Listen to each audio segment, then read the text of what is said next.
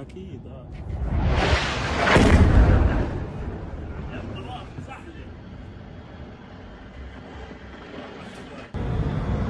The Israeli-Palestinian conflict is one of the most complex and controversial issues in the world. It has been going on for decades and has caused immense suffering and loss of life on both sides. The conflict is also highly politicized and often sparks heated debates and emotions among people from different backgrounds and perspectives. Do you know anything about that? What can you report at this stage?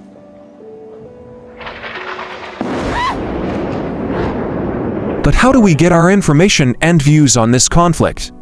How do we form our opinions and express our solidarity or criticism? How do we engage with others who may have different or opposing views, and how do these interactions affect the reality and the prospects of peace on the ground? In this video, I will explore how TikTok and social media have become a crucial battleground for public opinion on the Israeli-Palestinian conflict. I will look at how these platforms have both augmented and complicated the narrative, offering a more diverse range of perspectives, but also presenting challenges in verifying information and avoiding polarization. TikTok is a video sharing app that has exploded in popularity in recent years, especially among young people. It has an estimated 700 million active monthly users worldwide. TikTok is known for its viral dance trends, comedy skits, and lip-syncing videos. But it has also become a key platform for sharing news and views on various topics, including the Israeli-Palestinian conflict. As fighting between Israel and Palestinian militants escalated in May 2021, TikTok was flooded with footage of rocket fire over Israel, destruction in Gaza, and Palestinian protests. These videos brought the conflict to people's phone screens around the world and generated millions of views, likes, comments, and shares. Users posted videos under hashtags such as hashtag SaveSheikJarrah, hashtag Free Palestine, hashtag Israel Under Fire, and hashtag Stand With Israel to show their support or opposition to different sides of the conflict.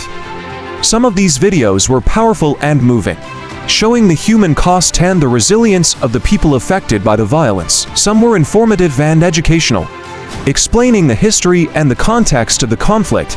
Some were creative and artistic, using music, poetry, or animation to convey their messages.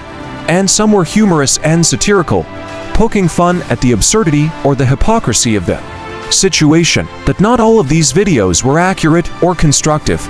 Some were misleading or false, spreading rumors or propaganda. Some were hateful or inciting, promoting violence or discrimination. Some were divisive or inflammatory, fueling anger or resentment, and some were insensitive or disrespectful, trivializing or mocking the suffering or the beliefs of others. So how can we navigate this flood of information and opinions on TikTok and social media? How can we distinguish between facts and fiction, between constructive and destructive, between respectful and offensive, and how can we use these platforms to promote dialogue and understanding, rather than conflict and hatred? Here are some tips and suggestions that I think can help us. First, we should always check the source and the credibility of the videos we watch or share. We should look for evidence and verification, and avoid spreading unconfirmed or biased information. We should also be aware of the algorithms and the filters that may influence what we see or don't see on our feeds, and try to expose ourselves to different and diverse sources of information. Second, we should always be respectful and empathetic towards the people and the communities involved in the conflict. We should acknowledge their pain and their aspiration, and avoid dehumanizing or demonizing them. We should also be mindful of the language and the tone we use, and avoid using words or images that may be offensive or hurtful to others. Third, we should always be open and curious to learn from and listen to others who may have different or opposing views.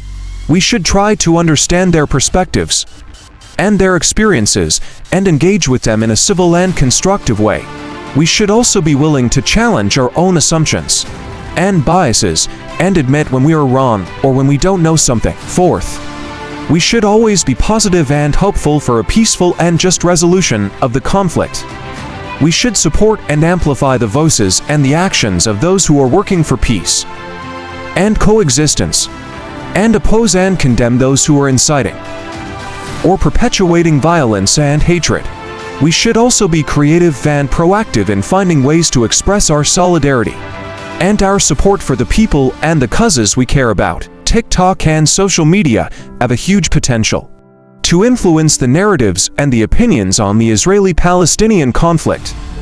They can be used for good or for evil, for peace or for war, for understanding or for ignorance.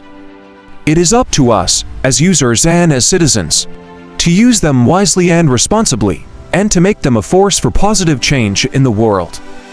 Thank you for watching this video. If you liked it, please give it a thumbs up and subscribe to my channel. If you had any comments or questions, please leave them below.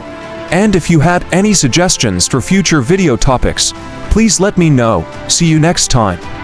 Bye.